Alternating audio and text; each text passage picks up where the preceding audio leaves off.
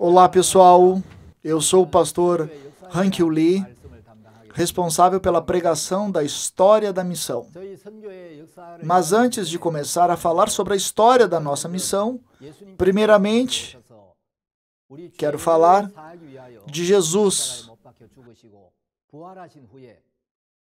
que veio neste mundo há 2000 anos atrás, e a fim de lavar nossos pecados, foi crucificado na cruz e após ressuscitar, como este evangelho chegou até nós.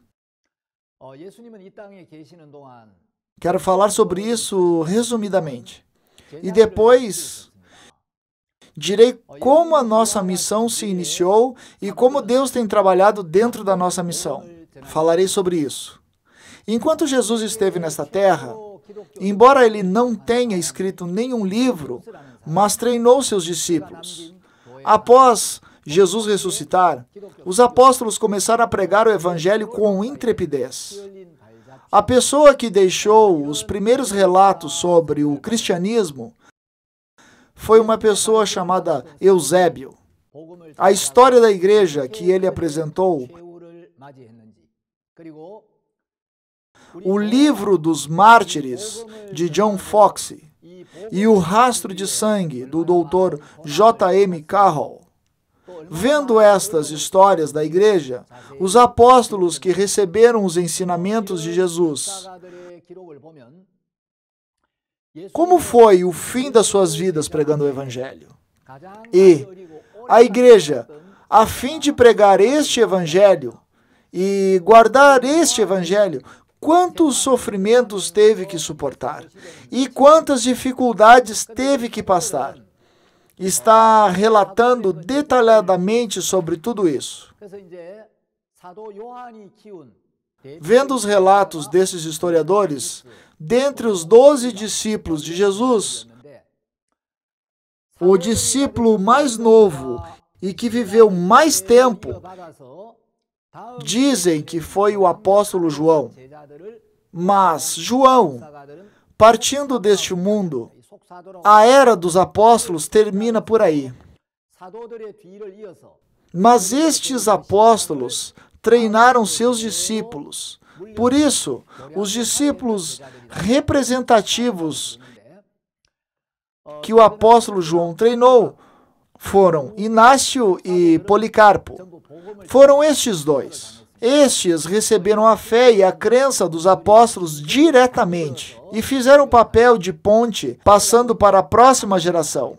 Estes discípulos, dizem os historiadores, que são chamados de padres apostólicos, pois eles eram a conexão seguida dos apóstolos. Eram discípulos que serviram de ponte para passar a crença que aprenderam dos apóstolos para a próxima geração.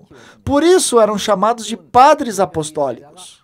Tanto Inácio como Policarpo, estes dois padres apóstolos, eles foram martirizados pregando o evangelho. Inácio foi martirizado se tornando o alimento dos animais famintos e Policarpo foi queimado vivo. E o discípulo que Inácio treinou foi o discípulo chamado Hermas. Os historiadores dizem que ele representa o personagem Hermes, que aparece em Romanos capítulo 16, versículo 14. Policarpo também teve seu discípulo. O discípulo representativo de Policarpo era o discípulo chamado Irineu. E Irineu treinou o discípulo chamado Hipólito.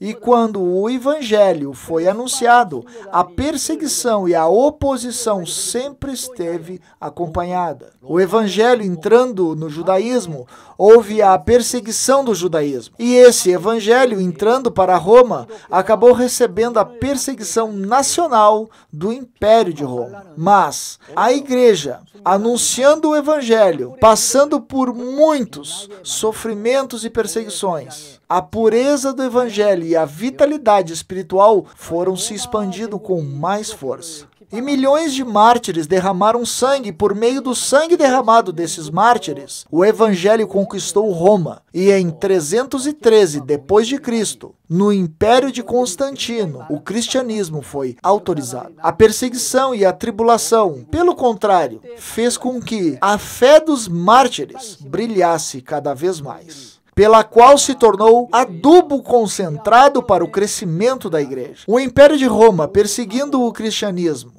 aproximadamente de 50 depois de Cristo a 250, até o cristianismo ser autorizado, os cristãos receberam muitas perseguições.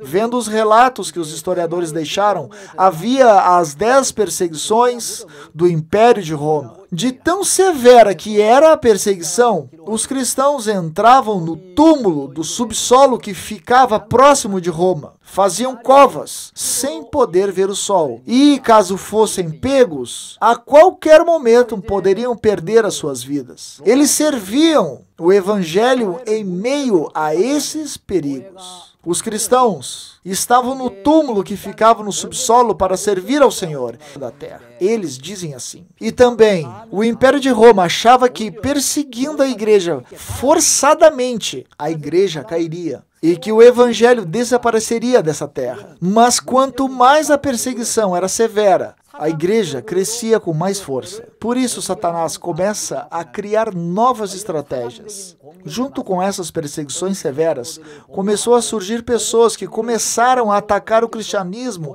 ideologicamente. E enfrentando esses ataques ideológicos, houve pessoas que defenderam os cristãos mais novos e sentiram a necessidade de defender a verdade do evangelho.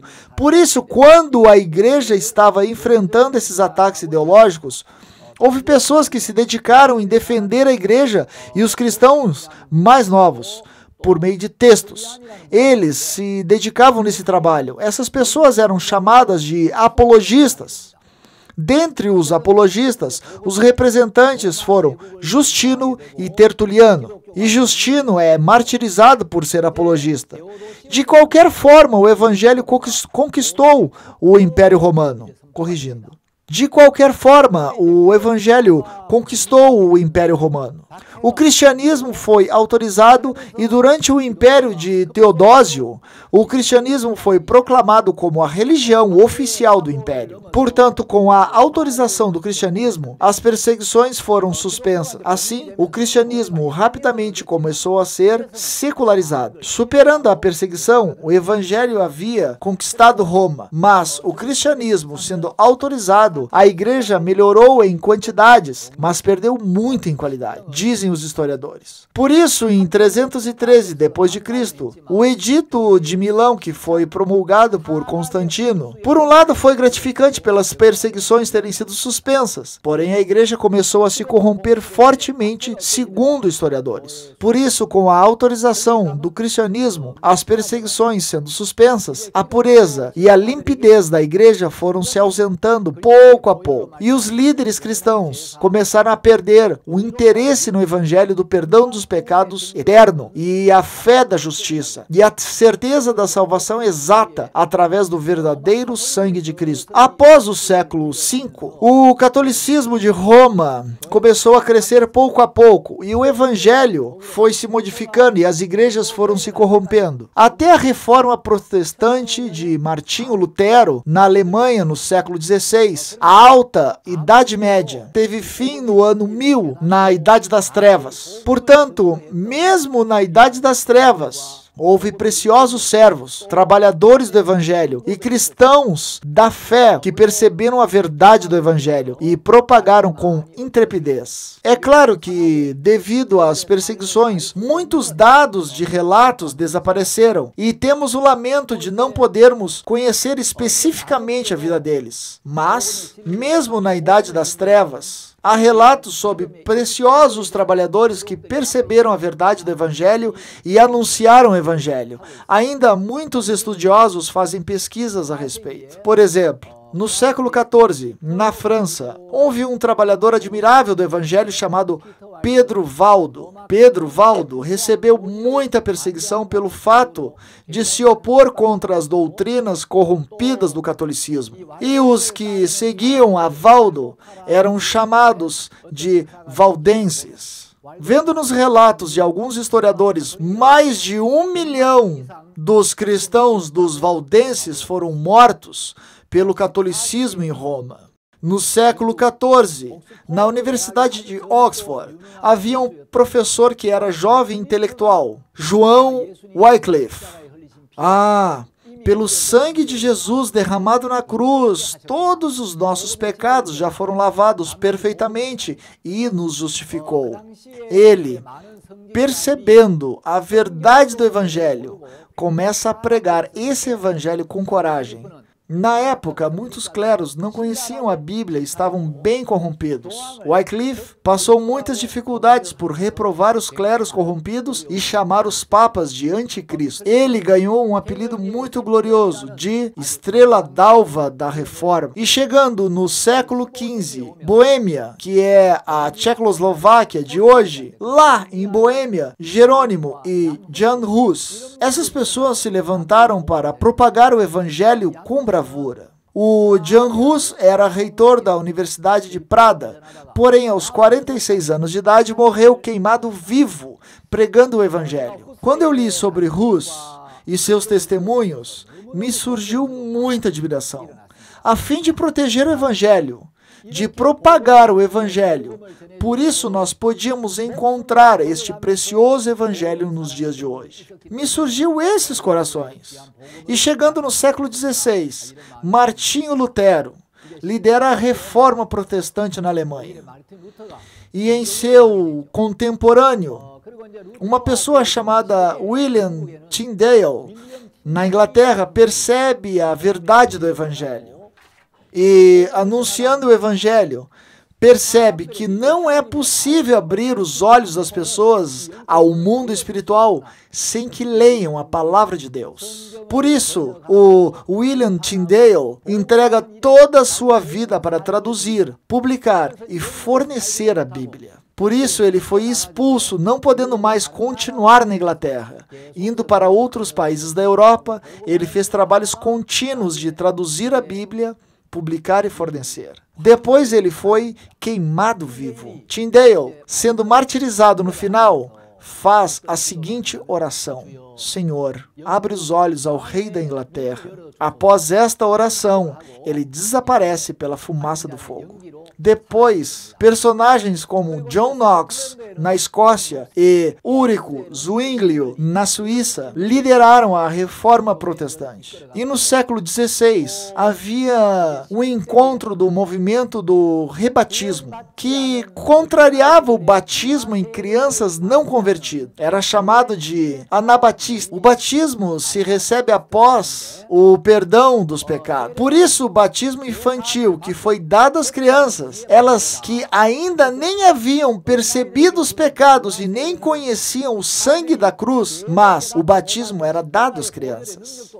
Você, por já ter recebido o batismo infantil, poderá entrar no céu. Você recebeu a salvação. Se colocava essa fé equivocada, trazendo sérios problemas. Então, ensinavam que aquele batismo era inválido. Após receber o perdão dos pecados e nascer de novo, deve-se receber o batismo novamente. Por causa desses ensinamentos, os anabatistas receberam muitas perseguições. O centro da crença de Lutero era, em outras palavras, era o Evangelho no qual somos justificados pela fé. A crença de Lutero era dividida em 3 solas. A palavra sola significa somente em latim. Esses 3 solas é somente a Bíblia, somente a graça e somente a fé. Essas 3 coisas são chamadas de 3 solas. Estes foram os pilares da reforma protestante de Lutero e podemos dizer que é o ponto principal da crença de Lutero. Lutero deixou uma frase que ficou bem conhecida. Ele disse o seguinte: se espremer a roupa molhada, sairá água. Se espremer a Bíblia, sairá sangue. Se espremer o Antigo Testamento, sairá o sangue do Cordeiro. E se espremer o Novo Testamento, sairá o sangue de Jesus. Se espetar qualquer parte da Bíblia, Bíblia, sairá o sangue de Cristo. Se não enxergar o sangue na Bíblia, este é o cego espiritual. Ele disse estas palavras. Chegando no século XVII, o autor de O Peregrino, John Bunyan, e os puritanos se levantaram e pregaram o evangelho com bravura.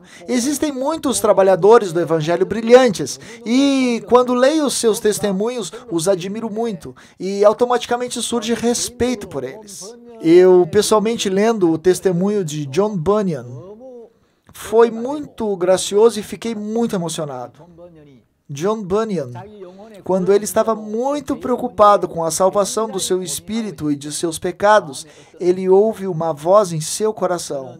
Desejas abandonar os pecados e entrar no céu, ou ir para o inferno abraçando o pecado? Ouvindo essa voz em meio a muitas preocupações devido ao pecado, ele acaba lendo a Bíblia. Em Colossenses capítulo 1, versículo 20 diz: havendo feito a paz pelo sangue da sua cruz. Essa palavra, entrando pela fé, ele recebeu a salvação e pregando esse evangelho, entra na prisão e cumpre a pena por 6 anos. Após sua liberdade, novamente entra na prisão por ter pregado e fica por mais 6 anos. Ele ficou por 12 anos na prisão. E após ser liberto, novamente pregando o evangelho, ele de novo ficou preso por 6 meses. Ali na prisão, ele teve um profundo relacionamento com o Senhor e escreveu o livro que é o famoso livro O Peregrino. O conhecido como o príncipe dos pregadores, Charles Spurgeon, dizem que ele leu esse livro, O Peregrino, escrito por John Bunyan, mais de 100 vezes. É um livro que eu recomendo que leiam uma vez, sem falta, quando tiverem oportunidade. Chegando no século XVIII, os moravianos do conde Zinzendorf pregaram o evangelho. Na Inglaterra, o preciosíssimo pregador do evangelho, George Whitefield, recebeu a salvação e anunciou o evangelho 3 anos antes do fundador da igreja metodista, John Wesley. E em 24 de maio de 1738, John Wesley participou de um seminário em Aldersgate Street, na Inglaterra. O pintor William Holland ouviu a pregação sobre o prefácio da Epístola aos Romanos por Lutero, se livrou dos pecados e recebeu a salvação. Assim, a Igreja Metodista teve início. E no século XVIII, pessoal, conhecem aquele hino Amazing Grace? Preciosa Graça de Jesus? Conhecem esse hino, né? O compositor desse hino, John Newton, também recebeu a salvação e pregou o evangelho. Na verdade, John Newton era um traficante de escravos que vendia os negros da África como escravos. Um dia, ele percebe o surpreendente evangelho da graça de que o sangue de Jesus derramado na cruz, todos os seus pecados foram lavados. Assim, ele entrega toda a sua vida para o Senhor. Newton disse o seguinte: caso a gente vá para o reino dos céus, as pessoas se assustarão por 3 motivos. Primeiro, porque as pessoas que com certeza achávamos que estariam lá, não estarão. Segundo, porque milhões de pessoas que achávamos que jamais poderiam estar lá, estarão ali. Terceiro, porque eu, John Newton, estarei ali no céu. Ele deixou estas famosas frases. Uma pessoa que vivia cometendo pecados muito maus, vergonhosos e medonhos, foi perdoado, foi salvo, e por gratidão à graça do Senhor, que lavou os seus pecados, ele compôs o famoso hino, Preciosa Graça. Newton também disse o seguinte: Newton já estava avançado em idade. Então, enquanto ministrava a palavra, sua memória já não era a mesma. Durante a pregação, ele dizia: onde eu parei mesmo?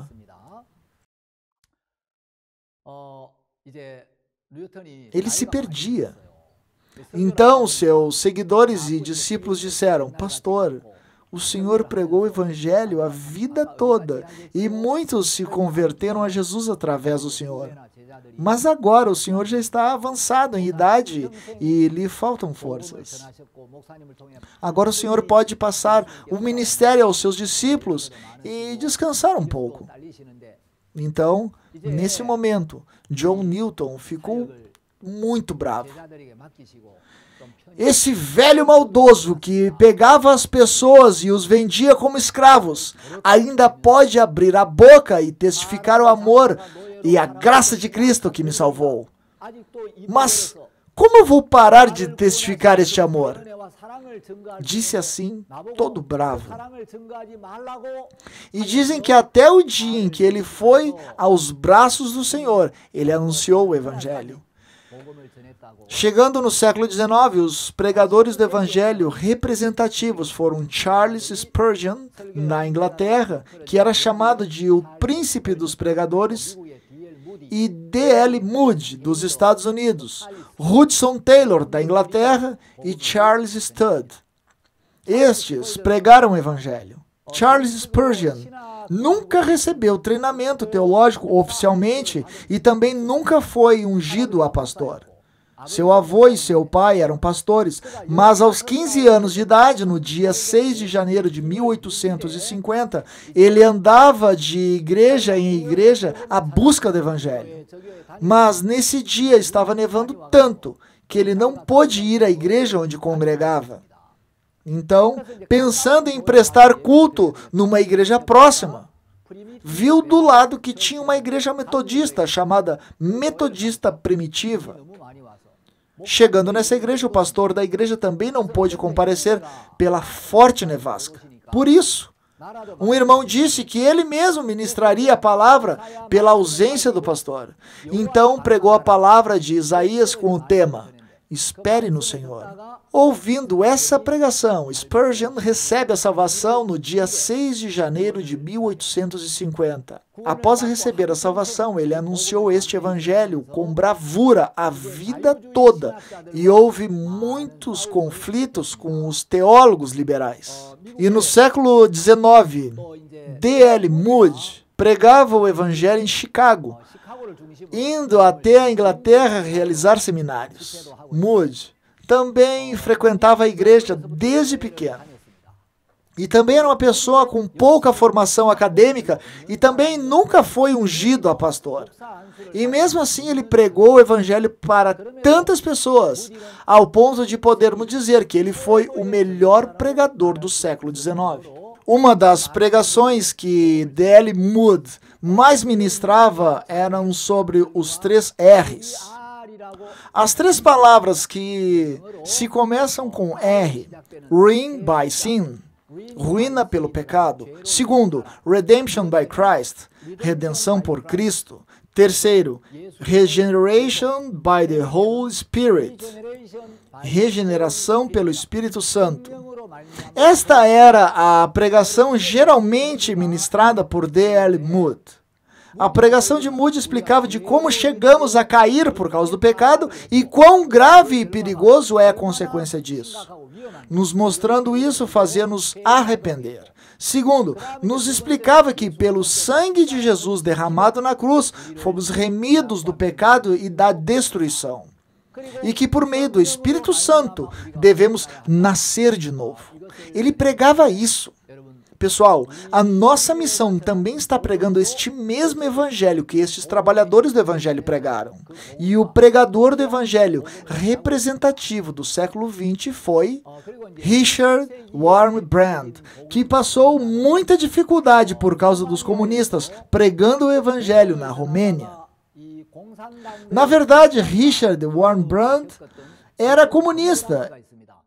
Ele era um ateu convicto e comunista, mas um dia, contraindo a tuberculose, acabou refletindo seu espírito diante de Deus. E lendo a Bíblia, ele percebe o surpreendente evangelho de que pelo sangue de Jesus derramado na cruz, todos os nossos pecados foram lavados, nos tornando justos. Ele passou por diversas dificuldades pregando o evangelho. Wurmbrand passou muito tempo dentro das prisões e até ganhou um glorioso nome de mártir vivo. Após Richard Wurmbrand ter recebido a salvação, mesmo tendo ouvido o Evangelho, e embora ele estivesse grato pela salvação que recebeu, porém ele tinha fardo de abandonar a sua carne e sofrer por causa do Evangelho. Mas lendo a Bíblia, o caminho que Jesus seguiu foi o caminho da cruz, onde havia muitos sofrimentos. E embora estivesse feliz com o Evangelho, porém ele tinha receio de sofrer por causa do Evangelho. Mas um dia, meio a conflitos sobre esse assunto, ouviu a voz de Deus em seu coração. Vinde para o meu caminho, não temas o caminho da cruz. Então saberás que a cruz é a maior felicidade. Ao ouvir essa voz, ele entrega a sua vida sem dó diante do Evangelho. E no século XX, os pregadores do Evangelho representativos são Oswald J. Smith, da igreja The People's Church de Canadá, e o pastor Oxo Park, que fundou e conduziu a nossa missão Boa Notícia. Podemos dizer que são eles. Se tivéssemos mais tempo, essas pessoas que trabalharam duro por causa deste verdadeiro evangelho durante os 2000 anos da história do cristianismo, os quais entregaram suas vidas sem dó por causa do evangelho e perderam suas vidas por causa do evangelho. Eu gostaria de falar à vontade desses preciosos trabalhadores do Evangelho, mas já que o nosso tempo é limitado, por isso eu falei resumidamente destes preciosos trabalhadores do Evangelho, que brilharam na história do cristianismo em 2000 anos. A partir de agora eu falarei de como a nossa missão Boa Notícia foi estabelecida e de como Deus tem conduzido a nossa missão. Quero falar sobre a história da nossa missão resumidamente. Quero falar um pouco sobre o estabelecimento da missão WEC da Inglaterra, por ter relação com a nossa missão, pois penso que seja necessário vocês terem esse conhecimento. Na Inglaterra havia um fazendeiro chamado Vincent, que tinha uma fazenda bem grande. Ele foi para a Irlanda e, após terminar o turf, tinha que voltar para casa. Porém, ele perdeu o horário do navio e, por isso, sem outra saída, ele teve que passar uma noite na Irlanda. De noite, ele pensou no que poderia fazer. Então, saindo de noite para procurar onde passar tempo, e no teatro de Dublin, ele viu uma faixa pendurada. Na faixa constava o tema Mood e Sankey. Mood e Sankey? O que será? Por isso, entrando lá dentro, viu que era um seminário de Moody pregando o Evangelho. Haviam alugado o teatro para realizar o seminário bíblico. E antes de Moody pregar o Evangelho, o cantor evangélico chamado Sankey apresentava a canção primeiro. Essa pessoa chamada Vincent não gostava muito dos pastores protestantes, mas entrando lá no teatro, viu que um pastor da igreja protestante, que era Moody, estava realizando um seminário sobre o Evangelho.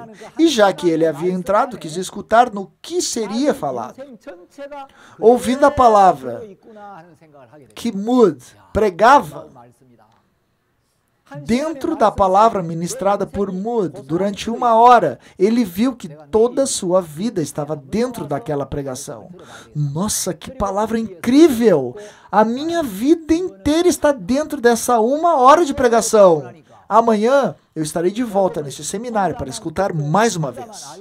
E ouvindo a pregação de Moody, ele recebeu a salvação.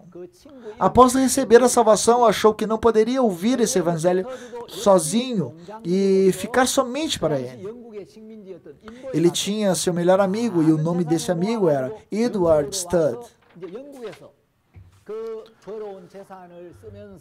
Edward Studd também era fazendeiro e na época ele havia ido para a Índia, que era colonizada pela Inglaterra, e tendo ajuntado muitos bens, voltou para a Inglaterra a fim de curtir sua vida gastando os bens ganhos. Vincent ligou para Edward Studd pedindo para que fosse a Dublin rapidamente. Você tem que vir para cá.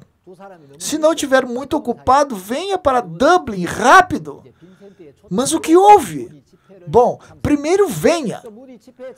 Já que os dois eram bem amigos e de confiança. Por isso, Edward Studd acaba participando do seminário de Mood pelo convite de Vincent.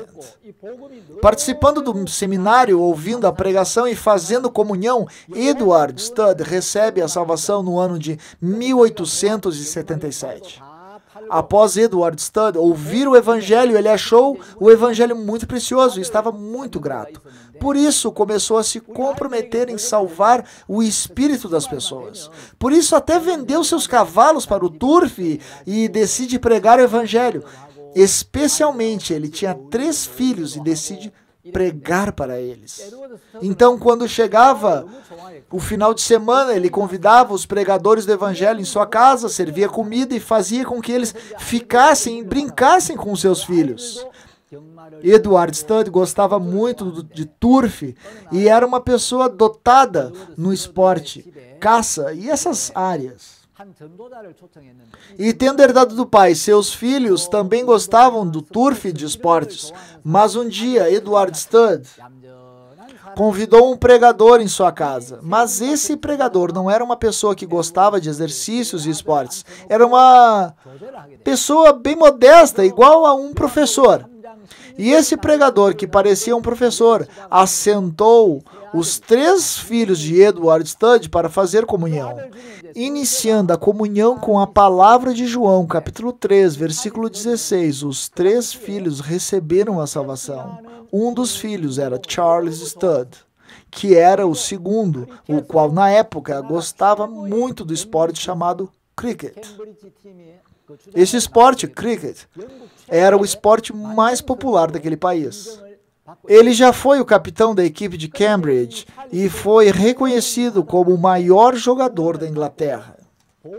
Portanto, embora Charles Studd tivesse recebido a salvação, após ter recebido a salvação, mais do que pregar o evangelho, o amor pelas coisas do mundo entravam continuamente, e já que ele era o maior jogador de cricket da Inglaterra, ele sentia a alegria de ser reconhecido pelas pessoas, e seu coração começou a se aprofundar nas diversões do mundo. Então, o amor de Cristo começou a se esfriar pouco a pouco e passou 6 anos distanciado do Senhor. Mas um dia, seu irmão George se adoeceu, contraindo uma doença muito grave, que até poderia o levar à morte. Quando George estava morrendo, Charles pensa, e agora? Como será se George morrer? Com isso, Charles Studd percebe que diante da morte, a fama, o lisonjeiro e o dinheiro, estas coisas que pertencem ao mundo, não servem para nada. Assim, através de George, Charles Studd começa a ir cada vez mais para a igreja e, escutando a palavra muitas vezes, pouco a pouco começou a se distanciar com o mundo e novamente ele recupera a alegria da salvação. Depois, começando a pregar o evangelho e conduzindo as pessoas para Cristo, ele percebe que esta alegria é incomparável com qualquer alegria do mundo. Experimentando a alegria de pregar o evangelho, seu coração parte do estádio de cricket e já não ficava mais ali no estádio de cricket. Nada nesse mundo é eterno. Este mundo não é tudo. A carne não é tudo. Existe o Espírito, que é mais precioso do que a carne. Este mundo é breve, porém, ao partirmos desse mundo, a vida do mundo eterno nos aguarda.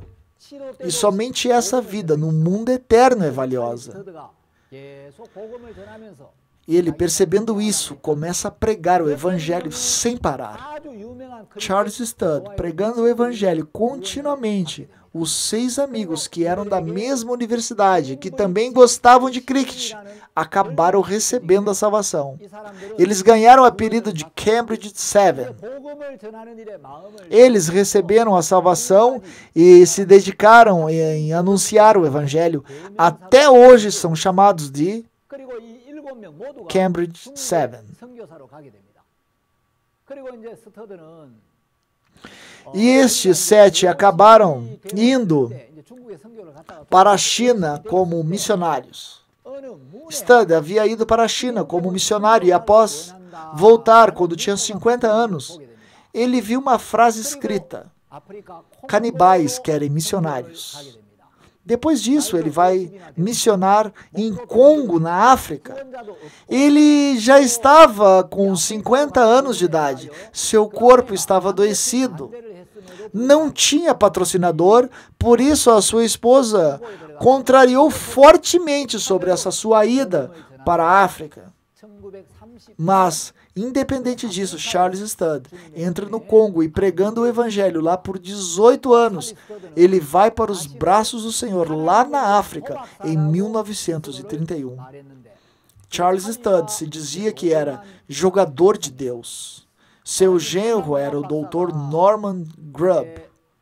Esse Dr. Norman Grubb deixou a biografia de Charles Studd. Ali o Dr. Norman Grubb diz: se Jesus Cristo é Deus e morreu por mim, então nenhum sacrifício que eu fizer será grande demais para ele. Ele deixou essa famosa frase. Enquanto Charles Studd estava vivo, ele fundou a missão chamada WEC da Inglaterra. Mas Charles Studd, partindo do mundo, ele passou a missão WEC para o Dr. Norman Grubb, seu genro, e o Dr. Norman Grubb se tornou o presidente da missão WEC. E um dia o Dr. Norman Grubb tinha que ir para Tóquio e tomou o voo para o aeroporto de Haneda, em Tóquio.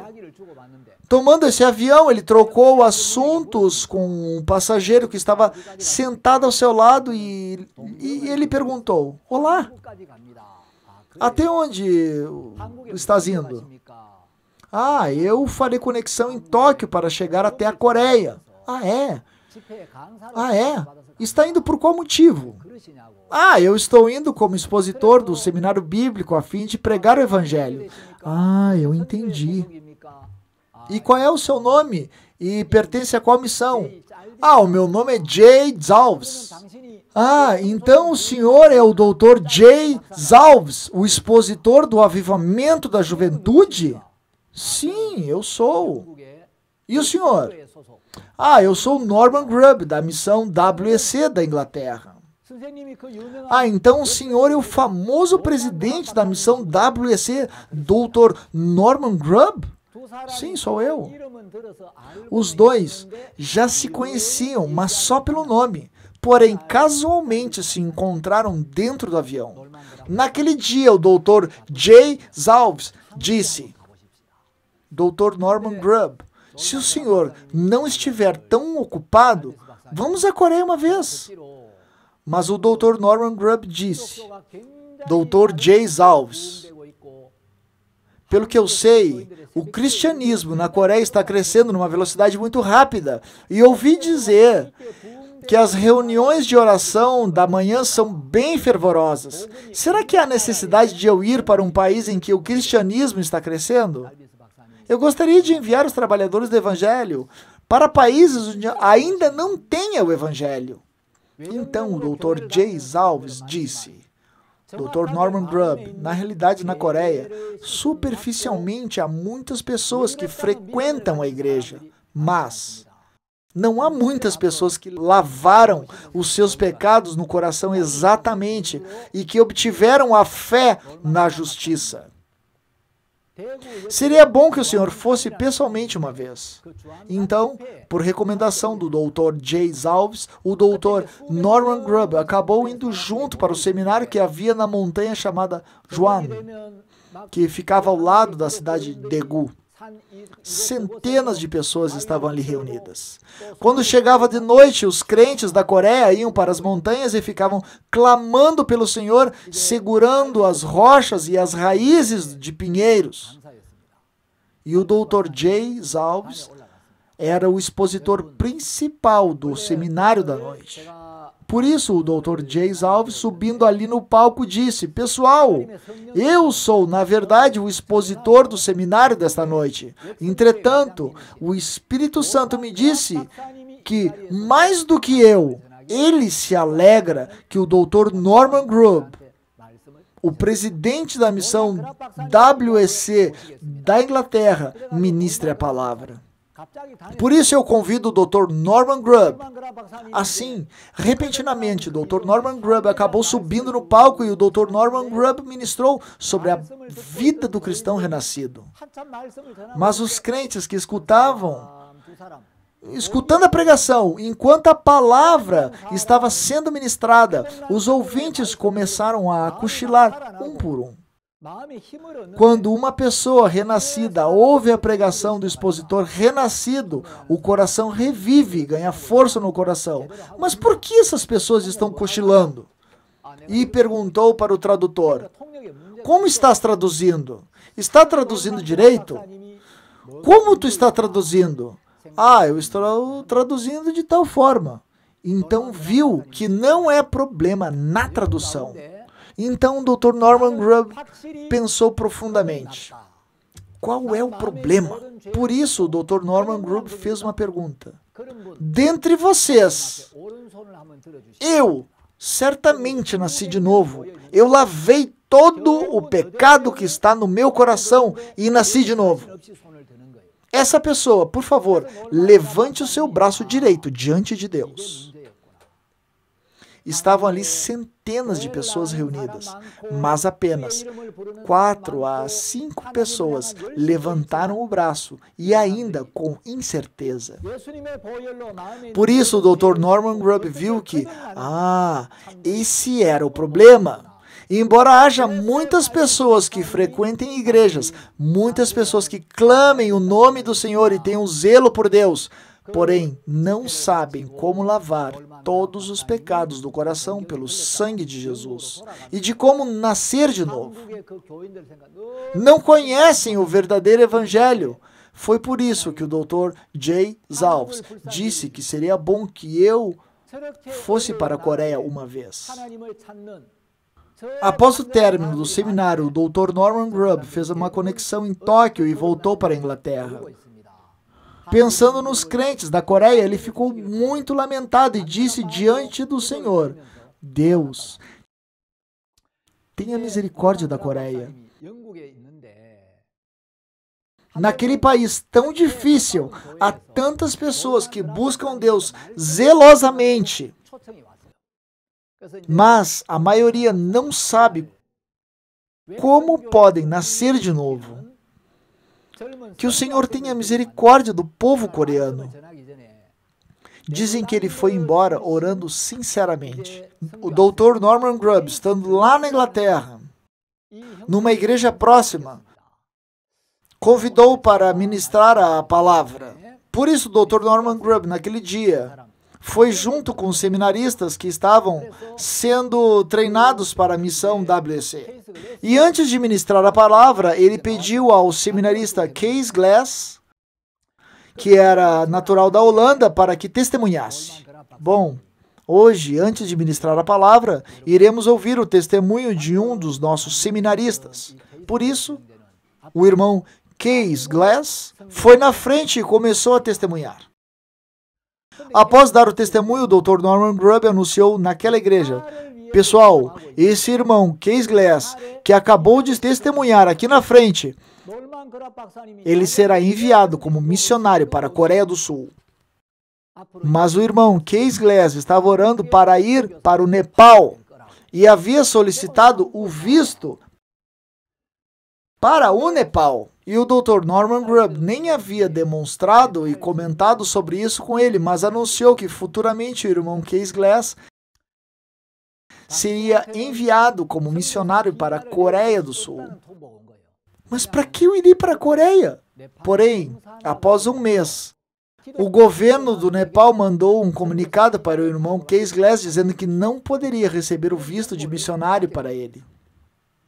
Dizendo que não poderia conceder o visto de missionário para ele. pois o Nepal havia se tornado um país comunista naquele tempo. Por isso, aos missionários do cristianismo, eles informaram que não poderiam emitir o visto de missionário. Então, o irmão Case Glass pensou, foi por isso que através do Dr. Norman Grubb, Deus disse, futuramente o irmão Case Glass será enviado para a Coreia do Sul como missionário. Então eu ir para a Coreia é a vontade de Deus. Deus fechou o caminho para o Nepal e está me conduzindo para a Coreia. Assim ele foi enviado para a Coreia como missionário. O missionário Case Glass foi enviado para a Coreia como missionário em 1956. Chegou na Coreia em 1956 e ficou até 1975. Ele missionou na Coreia por aproximadamente 20 anos.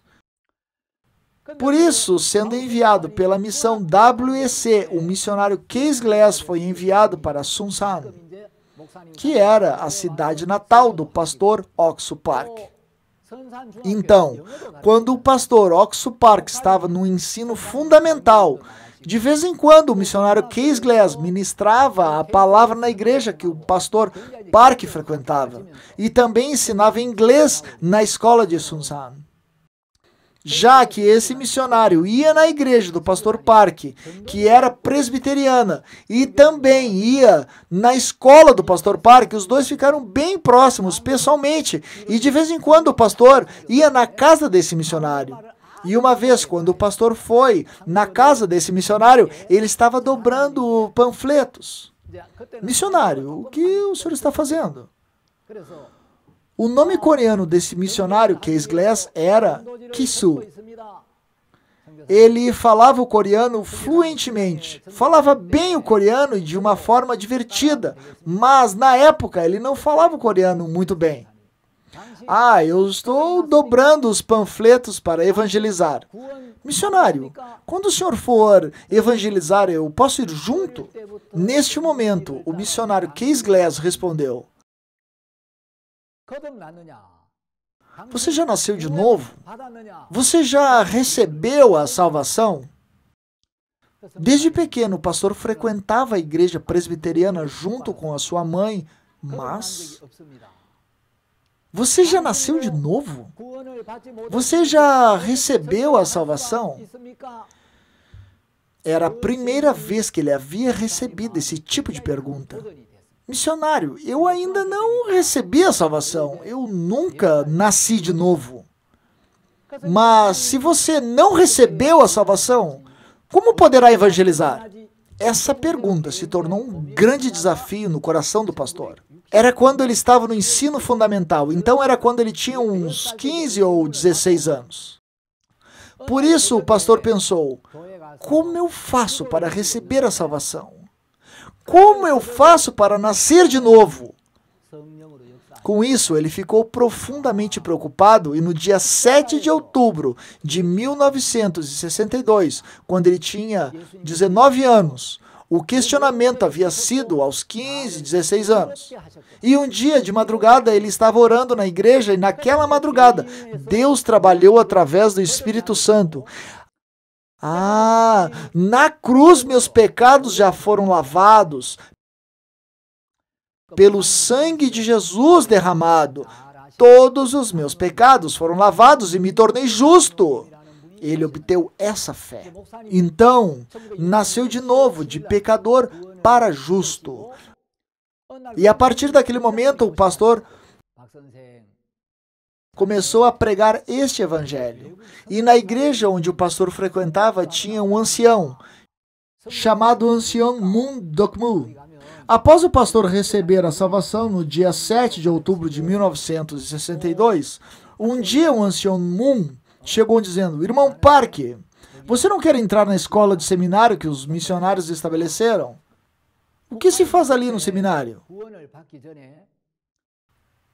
Ali os missionários estrangeiros ensinam a Bíblia e administram a escola e ali tem café e chocolate também. Antes do pastor ter recebido a salvação, ele já não tinha mais nenhuma esperança em si. E a palavra de Deus habitando diretamente em seu coração, ele não tinha onde dedicar o seu coração. Por isso, ele acabou entrando na escola de seminário. A pessoa que havia estabelecido essa escola de seminário, na época, haviam muitos missionários na Coreia. E os missionários renascidos, que haviam vindo do exterior, se juntaram no andar que ficava em cima do hospital interno de Daegu. Eles pensaram em pregar o evangelho na Coreia e treinar os próprios coreanos para se tornarem trabalhadores do evangelho. Por isso, estabeleceram uma escola de seminário.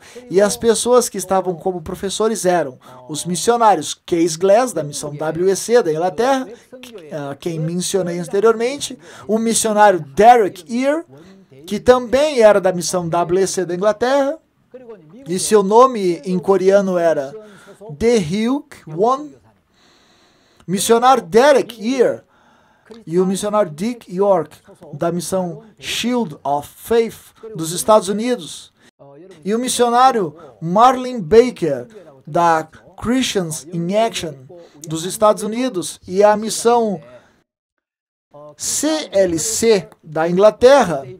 Já escutaram sobre a missão cruzada da literatura cristã, não é? O CLC tem na Inglaterra e também na Coreia. O missionário Harry Wyman, da CLC, missão Christian Literature Crusade. Esses missionários evangélicos que vieram tanto na Inglaterra como dos Estados Unidos estabeleceram a escola de seminário e, pregando o evangelho, começaram a treinar os jovens da Coreia. Por isso, mais ou menos em novembro de 1962, o pastor entrou na escola de seminário estabelecida pelos missionários estrangeiros que estavam em Daegu. Ele fez parte do primeiro grupo de seminarista onde recebeu treinamento e se formou em setembro de 1963. E desde setembro de 1963, quando tinha 20 anos de idade, iniciou a evangelização na igreja de Apokton, até maio de 1964. E em maio de 1964, quando tinha 21 anos, até outubro de 1965, ele ministrou como evangelista titular da igreja de Champali, na província de Cheonnan. E aos 22 anos, desde outubro de 1965 até junho de 1968, ele serviu o exército, onde também pregou o evangelho. No exército, ele também dependeu de Deus e, pregando o evangelho, Deus lhe permitiu muitos testemunhos. Aos 22 anos, em 1965, ele pregou o evangelho no exército e aos 25 anos, desde 1968, iniciou a evangelização para crianças. E aos 26 anos, em 1969, ministrou como ministro titular da igreja de Chinchan, em Chonbuk. Aos 29 anos, em meados de 1971, foi ordenado pastor pelos missionários estrangeiros. E desde 1973 até 1984, conduziu as igrejas em vários lugares de Daegu, como Padong, Nedandong. Quando o pastor estava em Daegu, ele passou muito frio e fome. Mas um dia, durante a sua oração, recebeu a promessa de Salmos, capítulo 2, versículo 8. Pede-me e eu te darei as nações por herança e as extremidades da terra por tua possessão. Deus lhe permitiu essa palavra, o qual habitou diretamente no coração do pastor como uma promessa. E recebendo essa promessa, diversas vezes o pastor testemunhou dizendo: pessoal, eu apaguei a palavra de Salmos, capítulo 2, versículo 8 da Bíblia. Essa palavra que estava escrita na Bíblia foi transportada para o meu coração. Diversas vezes ele testemunhava dizendo isso. Essa palavra entrando diretamente no coração do pastor, Deus prometeu que daria às nações por herança, e conforme essa promessa dada ao seu servo, nós agora estamos confirmando com os nossos próprios olhos que realmente Deus lhe deu as nações por herança. E em 1973, o pastor ministrou como pastor titular da Igreja Central de Daegu. E em 1976, quando tinha 34 anos, ele estabeleceu e deu início à Escola de Seminário da Missão Boa Notícia. E em 1986, pela primeira vez na história da missão, foi realizado a primeira grande conferência no pavilhão Mogungawa, no Colégio Feminino Isabel de Pusan. E a pregação ministrada naquela grande conferência com um famoso tema, O Segredo do Perdão dos Pecados, foi publicado em um livro. Eu já li muitos livros de autores evangélicos. O Tratado da Religião Cristã, de João Calvino, é tão espessa quanto 3 livros da Bíblia. Mas eu lia minuciosamente, sublinhando linha por linha, e também li muitos sermões de Lutero, como Da Liberdade Cristã, de Lutero, Estudo de Gálatas, Estudo de Romanos, etc. E o livro de John Bunyan, John Huss. Já muitos livros de autores evangélicos. Pessoal, se o Senhor tardar a sua vinda, o livro O Segredo do Perdão dos Pecados se tornará em um verdadeiro clássico imortal da história do cristianismo. Pois até agora eu nunca havia lido sobre o segredo do Evangelho na história de Jacó e Esaú, Caim e Abel, do jeito que é explicado no livro do Segredo do Perdão dos Pecados. Quando eu frequentava uma outra igreja, eu não entendia por que Deus havia aceito a oferta de Abel e rejeitado a de Caim. Por que Deus havia abençoado a Jacó e amaldiçoado a Esaú. Mas lendo esse livro eu fiquei muito impressionado, grato e surpreso. Em 1989, pela primeira vez a nossa missão enviou um missionário para a Alemanha e assim iniciamos a missão no exterior. E desde 1999 iniciamos a missão pela internet. E em 2000 o Coral Gracias foi estabelecido. Em 2001 a IYF foi estabelecida. Em 2018, diante do culto de Páscoa, o pastor lendo a palavra de Lucas, capítulo 24, versículo 47. E quem em seu nome se pregasse arrependimento para remissão de pecados a todas as nações, começando de Jerusalém. Recebendo essa palavra de que se pregasse arrependimento para remissão de pecados a todas as nações, Deus deseja realizar esse trabalho por meio da nossa missão. Recebendo essa palavra, após isso, realmente esse arrependimento para a remissão de pecados está sendo anunciado para todas as nações. Atualmente, com base em dezembro de 2020, a nossa missão está com 1.200 igrejas ao redor do mundo, sendo 1.030 no exterior e 170 na Coreia do Sul. O número de pastores são aproximadamente 2.000 pessoas. E aproximadamente 550 missionários foram enviados para o exterior. Com a chegada da pandemia, através de centenas de transmissões ao redor do mundo, mais de 3 bilhões de pessoas ouviram o Evangelho. Em toda a história do cristianismo, nenhum pregador do Evangelho tem conseguido pregar o Evangelho para 3 bilhões de pessoas. Dizem que o pastor que pregou o Evangelho para o maior número de pessoas até agora foi Billy Graham. Billy Graham foi um conselheiro espiritual de vários presidentes dos Estados Unidos, desde o presidente Eisenhower até o presidente Trump. Billy Graham, em toda a sua vida, pregou o Evangelho através da rádio e TV para aproximadamente 2,2 bilhões de pessoas. Mas a nossa missão pregou o Evangelho para 3 bilhões de pessoas, somente em 2020. Acredito que esta é a obra de Deus cumprindo a palavra de que daria as nações por herança e que o Evangelho fosse pregado a todas as nações.